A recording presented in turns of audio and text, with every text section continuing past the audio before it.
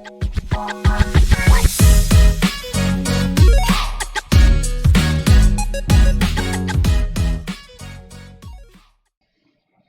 Friends, I hope all of you are doing well. तो हमने कल रिवीजन किया था सोगा यूनिट 1 एंड यूनिट 2 का रिवीजन किया है और यूनिट 1 का हम क्वेश्चन आंसर डिस्कशन भी कर चुके हैं। आज हम यूनिट 2 का क्या करेंगे, क्वेश्चन आंसर डिस्कशन करेंगे। आई होप तुम लोगों ने रिवीजन देखा है, उसके बाद तुम लोगों ने सेल्फ रिवाइज भी किया है, क्योंकि सेल्फ रिवाइज करना बहुत जरूरी है, उसी से कॉन्फिडेंस आने वाला है। देखो, रिवीजन तो क्या है कि तुमने रेगुलर करके रखा होगा या नहीं भी किया होगा, अगर तुम स्लो स्पीड में भी करोगे तो तुम्हें कंसेप्चुअली क्लैरिटी मिल जाएगा, लेकिन अल्टीमेटली तुम्हें एग्जाम में लिख के आना है। तो सेल्फ रिवाइज करो, कीवर्ड्स याद करो, वो तो करना ही है।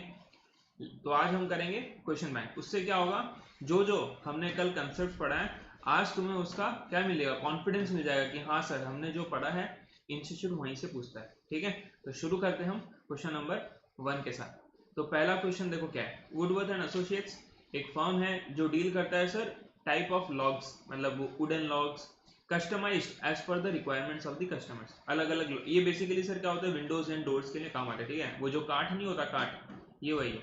अलग अलग तरह के वुड होते हैं, rosewood, mango would, teakwood and Burma would. अब सर एक कस्टमर है, उसके दुकान में जाता है और वो बोलता है सर हमें चाहिए 4 इंच और 8 फीट लॉन्ग का wood log as required by the carpenter.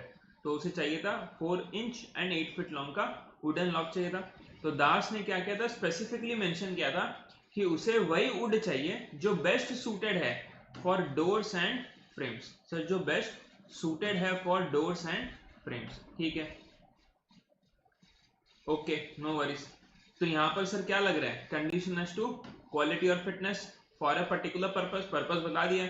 Shop owner agree भी किया और शॉप ओनर ने क्या किया सर, अरेंज कर दिया wooden pieces cut as per the buyers requirement. ठीक है, और सर क्या चाहिए था, wooden doors and window frames के लिए। कारपेंटर उसके घर आता है और कारपेंटर को पता चला कि ये जो मैंगो ट्री वुड है ये अनसूटेबल है सर, अनसूटेबल। तो कारपेंटर ने फिर क्या बोला कि भैया ये जो आपने काठ खरीदा है इसे रिटर्न कर दो, क्योंकि ये साइज के हिसाब से नहीं है, मतलब जो साइज हमें चाहिए था उस साइज के हिसाब से नहीं है। मतलब एक तो साइज, मतलब सॉरी साइज नहीं, मतलब रिक्वायरमेंट के हिसाब से नहीं है। ठीक है, ये बेस्ट नहीं है, ये लो क्वालिटी है, मैंगो ट्री वुड है। तो शॉप ओनर ने मना कर दिया। शॉप ओनर ने क्यों मना किया, क्योंकि उसने बोला देखो हमने लॉग्स को ना स्पेसिफिकली तुम्हारे लिए काटा है, तो हम उसे किसी और को नहीं बेच सकते, तो इसलिए हम तुमसे रिटर्न नहीं लेने वाले। लेकिन उसने क्या बोला कि मैंने तुम्हें बोला था मुझे चाहिए वुडन डोर्स के लिए और विंडो फ्रेम्स के लिए। तो सबसे पहले क्वेश्चन पूछता है, explain the duty of buyer and seller as per the doctrine of caveat emptor. तुम्हें क्या लिखना है, बायर का ड्यूटी क्या था, हमने बोला था let the buyer be aware. Seller का ड्यूटी नहीं है to check the defects. Duty किसका है सर, बायर का। बायर अपने आप को सेटिस्फाई करेगा गुड्स खरीदने के पहले, एंड बायर का ड्यूटी है क्या, प्रॉपर सिलेक्शन करना और सेलर को अपना पर्पस बताना। तो सेलर का ड्यूटी क्या है, जो कल हमने पढ़ा था, वो जो डॉक्ट्रिन ऑफ केविडेंटर की जो एक्सेप्शंस नहीं है, sale as to sample, description and sample, quality, fitness, ये सब क्या है सर, ड्यूटीज ऑफ सेलर। तो वही तुम्हें लिखना है, वही पॉइंट से स्ट्रेट अवे। ठीक है, अब नेक्स्ट सर क्या है, whether mister Das would be able to get the money back और the right kind of wood as required for serving his purpose. मैंने क्या बोला था, यहाँ पर उसने अपना पर्पस बताया, तो कंडीशन एज टू क्वालिटी और फिटनेस लग जाता है। तो यहाँ पर क्या हुआ है, ब्रीच हुआ है। ब्रीच हुआ है तो उस केस में क्या करेगा, वुड दे दो या पैसा ले लो, और या फिर अगर चाहे तो अपना वुड को रिप्लेस करा लो। तो इस केस में he can get the money back और he can replace the mango wood with the teak wood. ठीक है, तो यही है तुम्हारा फाइनल आंसर। कैसे लिखा है इंस्टीट्यूट ने, देखो पहले duty of the buyer as it is, जो मैंने नोट्स में तुम्हें लिखा है वही, let the buyer be aware. Buyer का रिस्पॉन्सिबिलिटी है सिलेक्शन करना। गुड्स अगर डिफेक्टिव है तो सेलर लायबल नहीं रहेगा। Seller is not responsible, seller is not bound to disclose the defect, देगा। और एक्सेप्शंस क्या है सर, ये वाले फिटनेस जो मैंने तुम्हें अभी 3-4 टॉक बोल दिए थे, क्लियर। और लास्ट में सेकंड बिट का आंसर क्या है सर, उसने स्पेसिफिकली मेंशन किया था कि कौन से पर्पस के लिए चाहिए, तो इसीलिए उसको अपना पैसा मिलेगा। क्यों, क्योंकि it is a breach of implied condition as to quality और फिटनेस, क्लियर। तो ये है एकदम सिंपल क्वेश्चन, बस उन्होंने पूरा कहानी दिया है, लेकिन तुम्हारा आंसर एकदम सिंपल एंड करस्प होने वाला है, clear. Question number 2, sir Geeta ji है जो चावल खरीदने जाती है rice and wheat wholesale shop and asks for basmati rice. उसने बोला था सर हमें चाहिए बासमती राइस। शॉपकीपर ने बोला 125 रुपये हम लेंगे आपके, ठीक है, 1 किलो का 125। Miss Geeta agreed. अब उसने क्या बोला कि मुझे सैंपल देखना है, तो इसका मतलब सेल बाय सैंपल है। of what will be provided to her by the shopkeeper before she agreed. ठीक है, उसने सैंपल देखना चाहती है वो। अब शॉपकीपर ने क्या किया, उसे राइस का कटोरा दिया है कि देखो ये हमारा सैंपल है, चेक कर लो। तो उसने एक बोल ऑफ राइस दिया as a sample. The sample क्या है sir, exactly the sample exactly correspondent to the entire lot. तो इसका मतलब क्या है सर, उसने सैंपल चेक किए, ठीक है, सैंपल चेक किया, मतलब इसका मतलब सैंपल इज 3 कंडीशन था, सैंपल करस्पॉन्ड होना चाहिए बल्कि साथ, रीजनेबल अपॉर्चुनिटी, और उसके बाद goods are free from hidden defect, ये इंप्लाइड है। तो सैंपल मैच किया, बायर ने एग्जामिन किया सैंपल, बायर ने सैंपल तो एग्जामिन किया, लेकिन कैजुअली एग्जामिन किया without noticing the fact that the sample was that of basmati rice but it contained a mix of long and short grains। हमने sale by sample में पढ़ा था, तो क्या इंप्लाइड है sir, goods are free from hidden defects. अगर goods are free from hidden defects ये implied है, लेकिन अगर एपरेंट डिफेक्ट है और तुम अगर चेक नहीं कर पाते हो तो फिर वो तुम्हारा गलती है। हमने कल ही मैंने समझाया दो तरह का डिफेक्ट, हिडन और एपरेंट। एपरेंट डिफेक्ट अगर तुम आइडेंटिफाई नहीं कर पा रहे हो फिर वो तुम्हारा रिस्पॉन्सिबिलिटी, सेलर का रिस्पॉन्सिबिलिटी नहीं है। इसका मतलब तुमने ठीक से एग्जामिन ही नहीं किया। क्लियर, सेल बाय सैंपल में भी वही था, गुड्स इंप्लाइड क्या है कि goods are free from hidden defect. Apparent defect ये इंप्लाइड नहीं है, एपरेंट डिफेक्ट तो तुम्हारा रिस्पॉन्सिबिलिटी है। तो cook on opening the bags complaint that the dish if prepared would not taste the same as the quality of rice was not as per the requirement of the dish। तो उसने बोला देखिए rice नहीं बनने वाला क्योंकि ये quality जो है बहुत ही खराब है। अब वो एक सूट फाइल करना चाहती है for fraud against the seller कि तुमने मिक्स कर दिया है cheap quality and good quality rice को। Will she be successful and decide the fate of the case and the options open to the buyer for grievance separation. तो उसने पूछा है क्वेश्चन में 3 चीज पूछा है, मतलब 2 चीज, पहले तो सक्सेसफुल हो गई नहीं, and second what are the options which are available with the buyer. तो सर पहले हमें क्या लिखना है, पहले हमें यहाँ पर सेल बाय सैंपल का प्रोविजन लिखना है, फैक्ट्स ऑफ द केस लिखना है, और फिर हमें लिखना है कि इसमें क्योंकि बायर ने क्या किया सर, कैजुअली एग्जामिन किया है, तो बायर ने अपना रिस्पॉन्सिबिलिटी नेग्लिजेंटली क्या करते हैं फुलफिल किया है, तो इसीलिए यहाँ पर सेलर का लाइबिलिटी नहीं है, इंप्लाइड कंडीशन नहीं है, बायर ही रिस्पॉन्सिबल होगा। तो 10 उसका जो सूट है वो क्या होगा, सक्सेसफुल नहीं होने वाला है। नेक्स्ट क्या है सर, बायर को क्या ग्रीवेंस अवेलेबल है, तो इसके अलावा और कोई ऑप्शंस नहीं है, कोई रेमेडीज अवेलेबल नहीं है बायर को। क्लियर, क्योंकि बायर ने अपना ड्यूटीज या रिस्पॉन्सिबिलिटीज फुलफिल नहीं किया। तो वही इंस्टीट्यूट ने भी वही लिखा है, इंप्लाइड कंडीशन वो 3 कंडीशंस तुम्हें लिखना है, वो सॉरी वो 2 कंडीशन, यहाँ पर 2 लिखा है, हम 3 भी लिख सकते हैं जो हमने पढ़ा था नोट्स में। फिर लास्ट में क्या लिखा है, Geeta will not be successful क्योंकि उसने कैजुअली एग्जामिन किया without noticing the fact. Just simple लिखा है इंस्टीट्यूट ने कि by applying the above provision वो सक्सेसफुल नहीं होगी क्योंकि उसने कैजुअली एग्जामिन किया, ठीक है, और बायर के पास कोई भी ऑप्शंस नहीं। लास्ट में उन्होंने एक और क्वेश्चन पूछ लिया, what would be your answer if Geeta specified her exact requirement as to length. अच्छा ये देखो, अगर वो लेंथ बता देती तब तो सर सेलर का रिस्पॉन्सिबिलिटी। सर कहाँ लिखा हुआ है ये, कौन सा कंडीशन होगा, कौन सा कंडीशन होगा बताओ। गीता ने अपना रिक्वायरमेंट बता दिया as to the length of the rice, कितना लेंथ का राइस चाहिए। अगर तुम बता तो क्या होता, sale by description, sale by description, तो उस केस में जो है she would have been successful. अगर वो अपना एग्जैक्ट रिक्वायरमेंट बता देती, there is an implied condition that the goods shall correspond with the description, उस केस में seller would be held liable. ठीक है सर। नेक्स्ट ये सर टूरिंग पर्पस, ये क्या था, कंडीशन, वही कंडीशन का definition, facts of the case, और बताना है क्योंकि तुमने अपना पर्पस फुलफिल किया, मतलब पर्पस बता दिया है, तो यहाँ पर क्या है, ब्रीच ऑफ कंडीशन है, और क्योंकि ब्रीच ऑफ कंडीशन है तो return the goods recover the price, वही लिखा उन्होंने। यहाँ पर उन्होंने लिखा कि स्टिपुलेशन, अब यहाँ पर उन्होंने कंडीशन का डेफिनेशन लिखा, कंडीशन स्टिपुलेशन होता है, स्टिपुलेशन में भी एक कंडीशन ऑफ वारंटी, फिर कंडीशन का डेफिनेशन, फिर facts of the case, and last में फिर क्या लिखा है, क्या बोलते हैं, is entitled to reject the car and have refund the of the price. ठीक है, तो ये सब उन्होंने यहाँ पर बेसिकली उन्होंने कंडीशन का डेफिनेशन लिखा है, facts of the case and conclusion.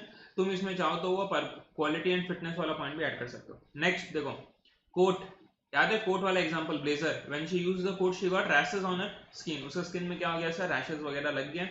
क्यों लगा, क्योंकि स्किन उसका एब्नॉर्मली सेंसिटिव है।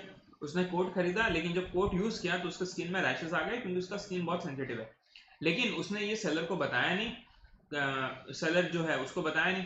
तो अब जो बायर है जी, वो एक सूट फाइल करना चाहती है सेलर के against to recover the damages. Can she do so, बताओ। तुमने पर्पस ही नहीं बताया, अगर पर्पस ही नहीं बताया तो मैंने बोला there is no implied condition as to quality और fitness of any goods for any particular purpose, तो तुमने कंडीशन नहीं बताया, तो उस केस में कुछ नहीं होने वाला। ठीक है, याद रखना, कंडीशन नहीं बताया ना सर तो खत्म, गेम खत्म अब तो। ठीक है, तो ये तुम्हें याद रखना होगा। यहाँ पर वही यहाँ पर condition as to quality of fitness बता सकते हो, plus doctrine of caveat emptor वाला देखो, जहां जहां क्वालिटी फिटनेस है ना वहां वहां कैविटी एम्प्टर तुम ऐड कर सकते हो। ठीक है, वहां यहाँ भी देखो, यहाँ भी जनरल रूल है caveat emptor let the buyer be aware.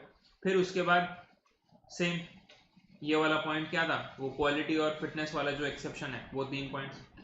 उसके बाद फिर प्रोविजन है, और फिर आंसर है कि यहाँ पर ब्रिज नहीं माना जाएगा और उसका कोई राइट नहीं है रिकवर द डैमेजेस। क्यों? क्योंकि सर उसने पर्पस ही नहीं बताया। ठीक है,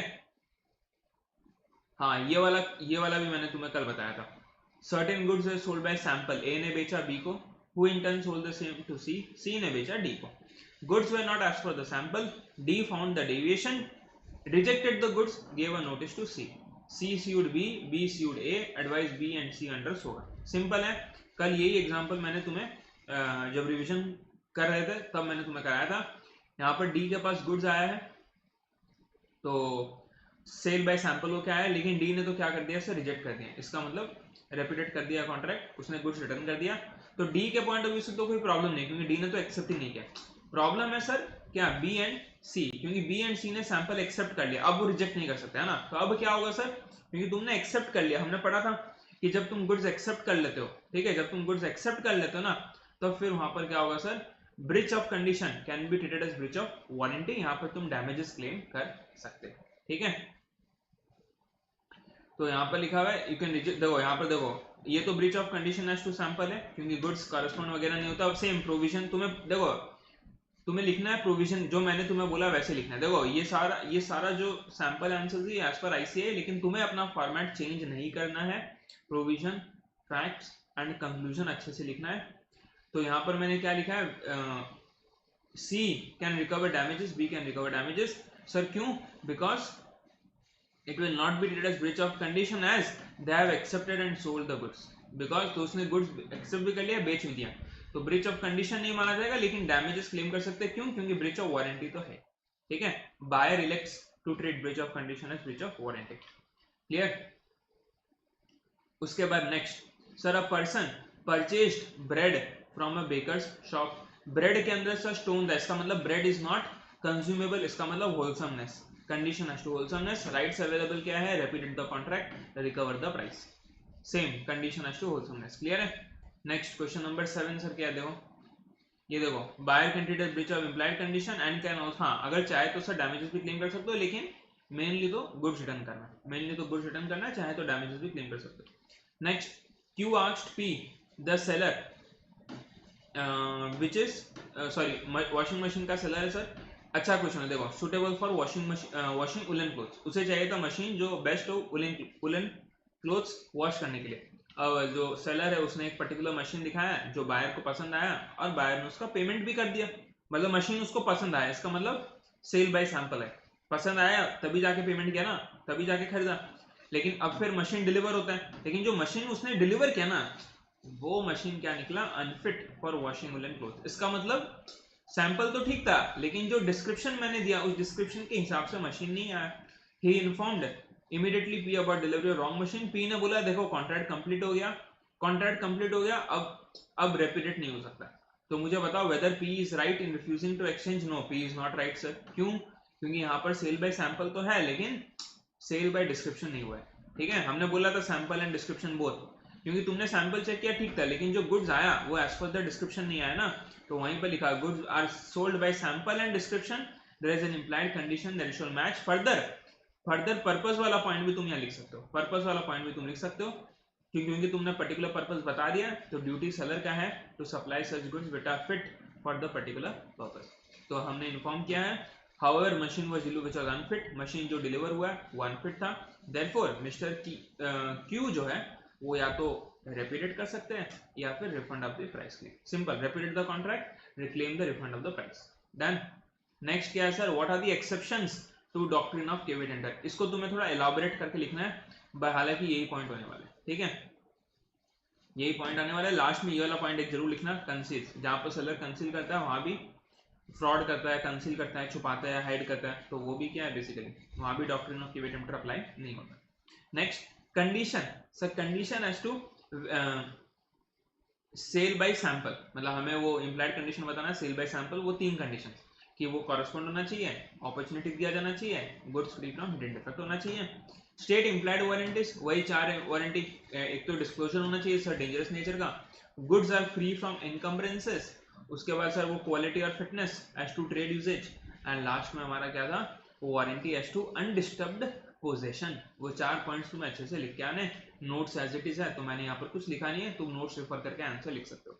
नेक्स्ट क्या है sir, difference between condition and warranty, when shall breach of condition be treated as breach of warranty. Sir straight question, ये सारे स्ट्रेट क्वेश्चन है, सिर्फ तुमको नोट्स रेफर करना है, कॉपी पेस्ट करना है, कुछ इसमें दिमाग लगाने का जरूरत नहीं है। अगर तुम्हें नोट्स याद है, कीवर्ड्स याद है तो तुम आराम से लिख पाओगे। कीवर्ड्स पे फोकस करो, सेंटेंस इजीली तुम फ्रेम कर लोगे, कीवर्ड्स पे फोकस करो।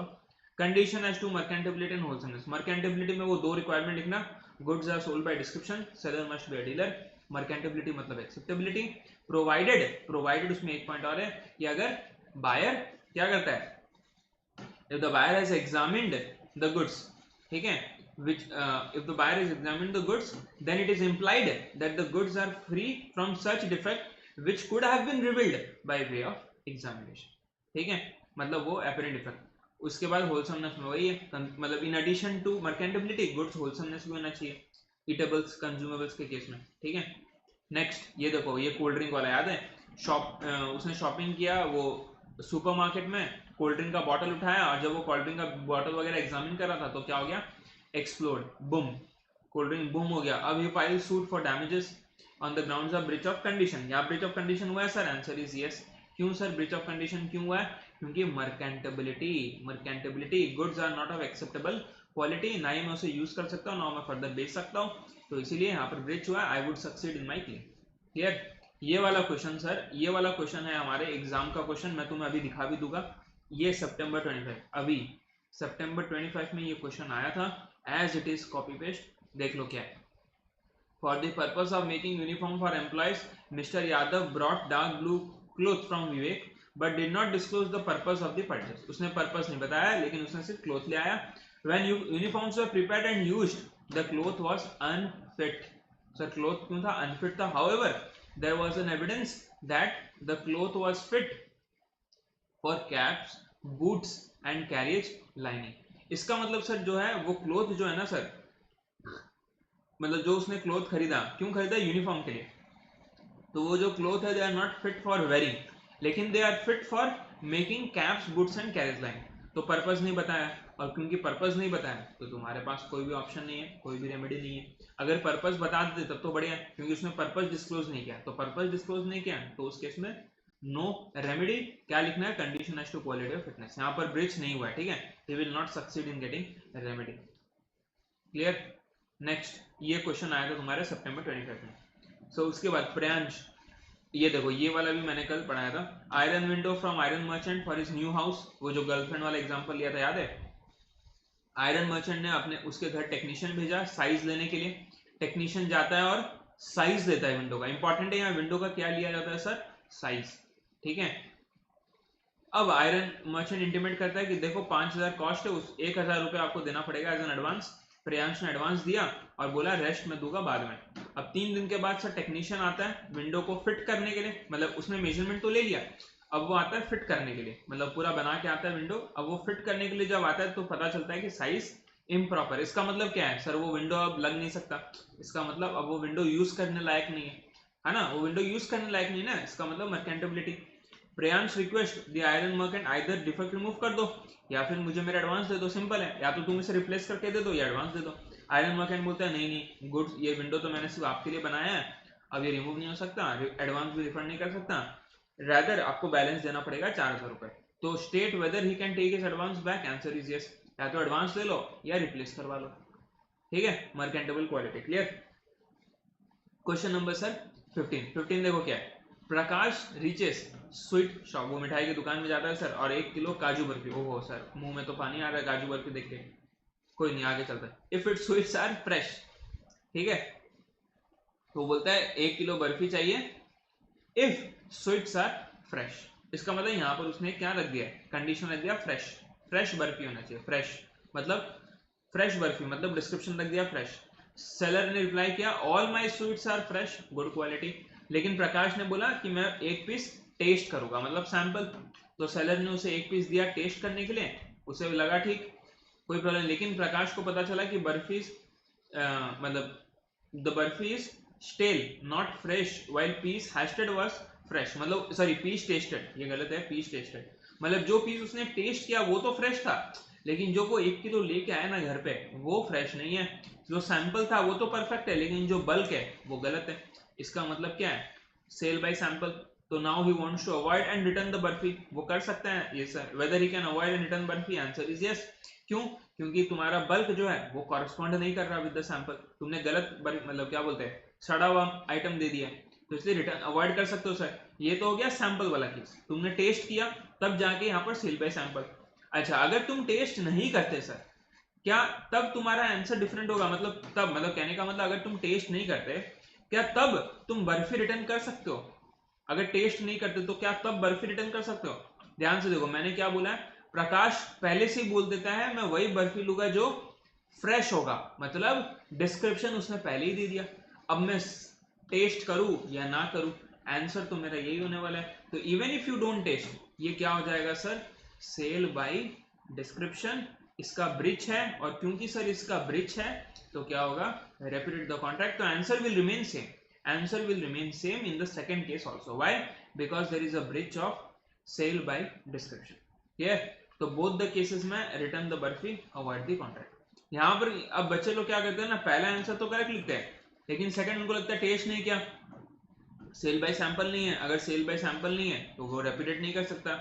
सेल बाय सैंपल तो नहीं है, लेकिन सेल बाय डिस्क्रिप्शन तो है ना, पहले ही बोल दिया है, स्वीट्स फ्रेश होना चाहिए।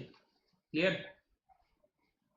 नेक्स्ट, ए ने परचेज किया मोटरसाइकिल 20 है और उसने यूज किया कुछ दिनों के लिए। बाद में पता चलता है जो मोटरसाइकिल ए ने खरीदा है वो क्या है सर, चोरी वाला मोटरसाइकिल, चोरी वाला सामान बेच दिया है ए को। And had to be returned, मतलब वो सामान मोटरसाइकिल बेचना पड़ेगा एक राइट ओनर को, सही ओनर को। तो ए ने क्या किया, केस फाइल किया बी के against for return of price. Will he succeed? Answer is yes. Condition as to title, it is implied कि सेलर जो है उसके पास राइट टू सेल है बिफोर प्रॉपर्टी पासेस। अगर सेलर के पास ओनरशिप वगैरह नहीं है, मतलब अगर पता चलता है कि ओनरशिप क्या है सर, डिफेक्टिव है, तो उस केस में return the goods to the true owner, recover the price from the seller. ठीक है, तो इस केस में तुम प्राइस रिकवर कर सकते हो फ्रॉम द सेलर। और गुड्स तुम्हें क्या करना पड़ेगा सर, रिटर्न करना पड़ेगा टू द ट्रू ओनर या राइटफुल ओनर। क्लियर? नेक्स्ट क्या चलता है, क्वेश्चन नंबर 17। ये वाला एग्जांपल भी हमने कर लिया था। Authorised car showroom, car purchase किया है सर विदाउट कंडक्टिंग ए डिटेल्ड इंस्पेक्शन, मतलब कार तो खरीद लिया लेकिन इंस्पेक्शन नहीं किया। ठीक है सर, मतलब कहीं ना कहीं हो सकता है बायर का रेस्पॉन्सिबिलिटी आ जाए। आगे देखते हैं। After making the payment and taking delivery of the car, payment भी दे दिया, कार का डिलीवरी भी ले लिया, ही डिस्कवर्ड, एक उसे डिफेक्ट पता चला इंजन में।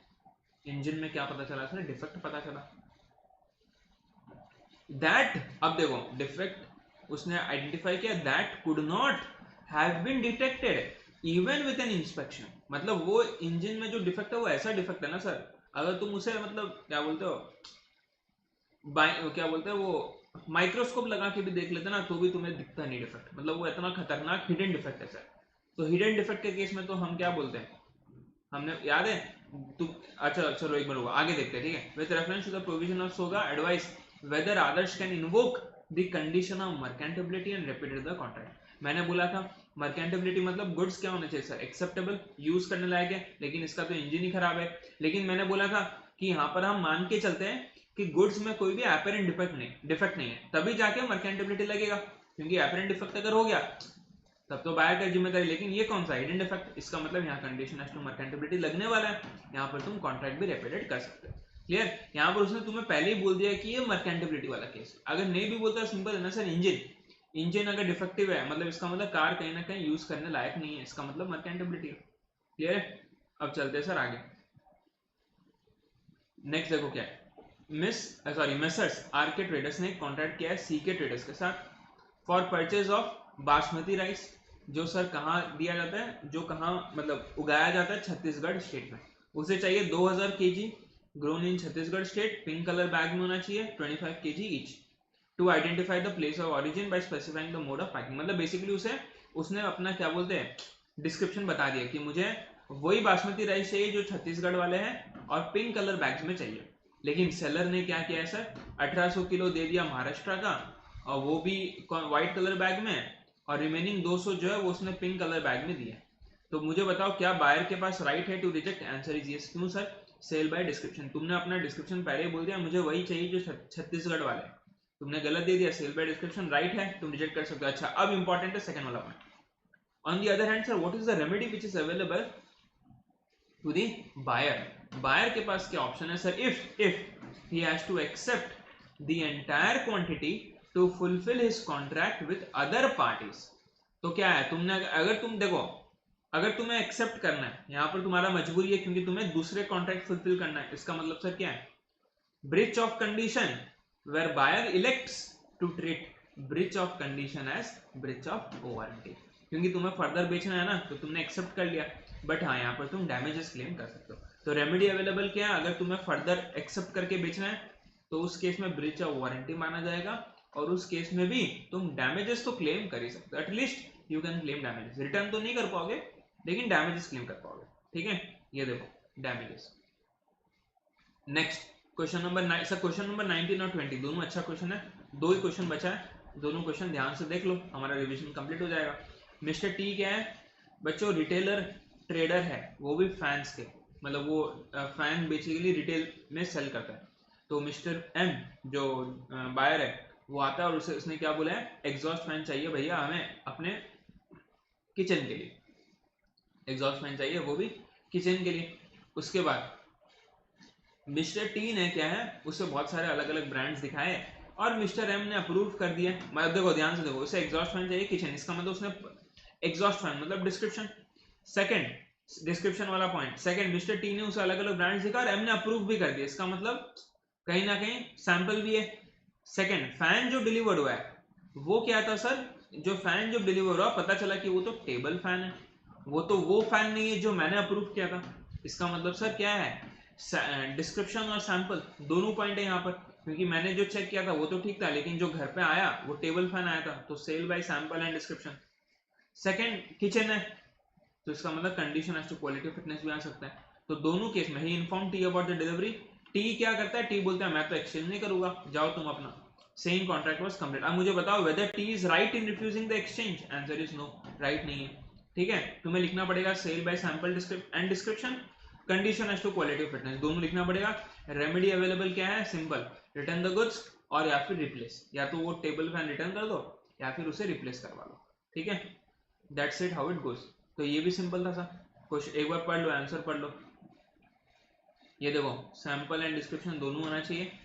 उसके बाद फिर क्या है sir? Where the buyer makes known the purpose, तो फिर सेलर का ड्यूटी है to sell such goods which are reasonably, तो कंडीशन एज टू क्वालिटी और फिटनेस।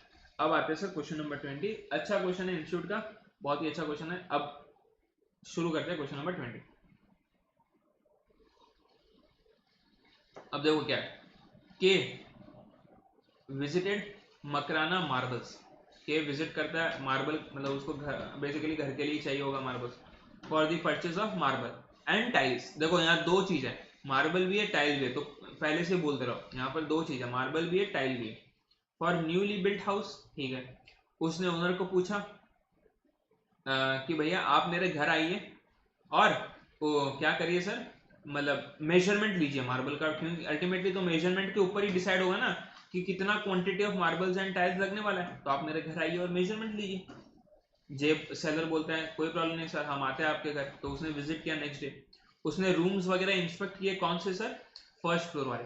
तो फर्स्ट फ्लोर तो इसने पूरा प्रॉपर्ली इंस्पेक्शन कर दिया है और उसे अब लगता है कि मतलब उसने मेजरमेंट ले लिया। ठीक है, फर्स्ट फ्लोर भी किया प्लस कार पार्किंग भी उसने इंस्पेक्ट किया। ठीक है, के ने इंसिस्ट किया उसे to visit the second floor as well because the construction pattern was different. उसने बोला देखो सर आप फर्स्ट फ्लोर ने तो आपने मेजरमेंट ले लिया, लेकिन आप सेकंड फ्लोर का मेजरमेंट भी ले लीजिए, क्योंकि सेकंड फ्लोर में क्या है ना सर, जो मेजरमेंट आपने लिया फर्स्ट फ्लोर में वो डिफरेंट हो सकता है सेकंड फ्लोर में, क्योंकि सेकंड फ्लोर में हमारा कंस्ट्रक्शन अलग तरीके से, तो हो सकता है मेजरमेंट या साइज अलग हो जाए ना, तो इसीलिए बेटर है आप सेकंड फ्लोर का मेजरमेंट भी ले लीजिए।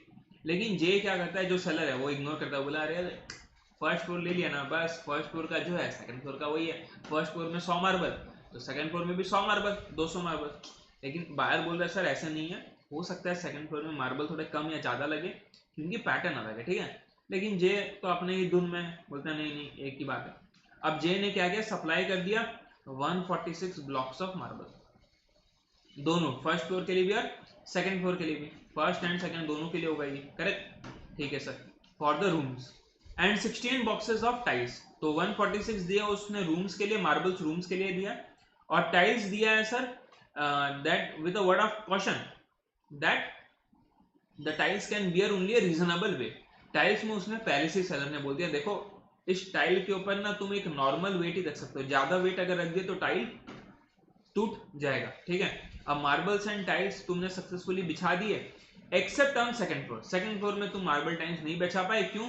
क्योंकि मार्बल का साइज अलग है, तो तुम मार्बल तो मतलब क्या बैठा ही नहीं पाए सेकंड फ्लोर में, ठीक है। सेकंड टाइल्स जो तुमने बैठाया पार्किंग स्पेस में, अब टाइल्स तुमने पार्किंग स्पेस में बैठाया, लेकिन वो टाइल्स क्या हो गया, डैमेज हो गया। क्यों डैमेज हो गया? क्योंकि जो व्हीकल आया था ना अनलोड करने के लिए, वो व्हीकल उस पर चढ़ गया, और जैसे ही व्हीकल चढ़ा टाइल्स के ऊपर, टाइल्स टूट गया।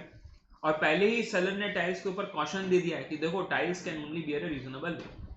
मुझे बताओ, mister K asked mister J for the replacement of marble and tiles, to which J refused. Seller ने मना कर दिया कि नहीं हम तो वापस मार्बल नहीं लेने वाले, taking the plead that the marble were as per the measurement, मतलब मार्बल मेजरमेंट के हिसाब से था, and it was unsafe to fit tiles at the parking area because it can not take heavy load. हमने पहले ही बोल दिया था टाइल के ऊपर कि वो रीजनेबल वेट ले पाएगा, तो हम रिटर्न नहीं करेंगे, इवन मार्बल्स भी हम नहीं करने वाले रिटर्न, मतलब क्या बोलते हैं एक्सचेंज नहीं करने वाले, ठीक है। अब discuss, can mister J refuse to replace the marble with reference to doctrine of caveat emptor. मुझे बताओ क्या जे रिफ्यूज कर सकता है? आंसर इज, हमने पढ़ा है सर, देखो डॉक्ट्रिन ऑफ केवी डेम्पटर क्या कहता है कि बायर का ड्यूटी है, seller is not bound to disclose the defect, correct. लेकिन लेकिन लेकिन यहां पर क्या हुआ है सर, बायर ने ना पहले से ही क्या है सेलर को बता दिया था कि देखो आप घर का मेजरमेंट ले लो, आप जितना मेजरमेंट लोगे मैं उस हिसाब से मार्बल्स खरीदूंगा, लेकिन पर्पस बता दिया। लेकिन सेलर ने क्या किया, सेकंड फ्लोर मेजर नहीं किया। इसका मतलब जो हमने उसके स्किल एंड जजमेंट के ऊपर रिलाई किया ना, वो कहीं ना कहीं सेलर ने ही उसमें मिस्टेक कर दी। तो उस केस में डॉक्ट्रिन ऑफ केवी डेम्पटर तो नहीं लगने वाला, यहाँ पर सेलर का गलती है, क्योंकि मैंने पर्पस ही बता दिया, मैंने उसका स्किल के ऊपर भी रिलाई किया, and seller is also dealer, क्योंकि उसी ने मेजरमेंट किया ना, हमने थोड़ी मेजरमेंट किया है, हाँ उसी ने मेजरमेंट किया, तो we have relied on his skills. तो इसका मतलब डॉक्ट्रिन ऑफ केवी डेम्पटर यहाँ अप्लाई नहीं होगा, यहाँ condition as to quality fitness लगने वाला है, और यहाँ पर जे कैन नॉट रिफ्यूज, ठीक है, J can not refuse. Enlist the duties of K and J, simple है, के का ड्यूटीज क्या था, पर्पस बताना, जो के ने बता भी दिया, और जे का क्या ड्यूटी था, स्किल एंड जजमेंट अप्लाई करना, और जिस पर्पस के लिए चाहिए था उस पर्पस के लिए मार्बल्स वगैरह प्रोवाइड करना, ठीक है। सिंपल है, देखो क्या लिखा है, पहले तो डॉक्ट्रिन ऑफ केवी डेम्पटर हम लिख सकते हैं, let the buyer be aware, फिर डॉक्ट्रिन ऑफ केवी डेम्पटर बोलता है कि seller is not responsible, buyer का ड्यूटी वगैरह, ठीक है। लेकिन फिर हमने पढ़ा था क्वालिटी ऑफ फिटनेस में एक्सेप्शन क्या है कि अगर तुम पर्पस बताते हो, you relied on skill and judgment, seller dealer है, तो उस केस में सेलर का ड्यूटी है। इस केस में क्या है, तुमने सब कुछ बता दिया है। अब it was the duty of seller to supply the marbles which are fit for the purpose including second floor, तुम उसने वो नहीं दिया, सेकंड फ्लोर के लिए नहीं दिया, प्लस उसने अपना स्किल एंड जजमेंट भी यूज नहीं किया ठीक से, तो उस केस में सेलर का ड्यूटी है रिप्लेस करने का।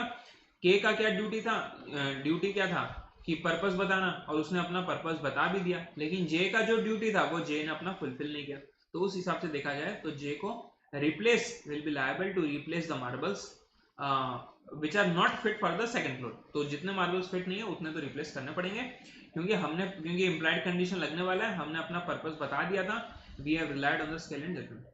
नेक्स्ट सर वेदर, ये तो हो गया सर मार्बल्स, ये तो हो गया मार्बल्स। अब tiles, whether the replacement of damaged tiles B imposed on Makrana marbles. देखो टाइल्स का रिप्लेसमेंट करवा सकते हो क्या सर, वहां पर कंडीशन एज टू क्वालिटी और फिटनेस लगेगा, वहां नहीं लगने वाला सर, वहां तुम रिप्लेसमेंट यहाँ पर पॉसिबल ही नहीं है। क्यों नहीं है सर?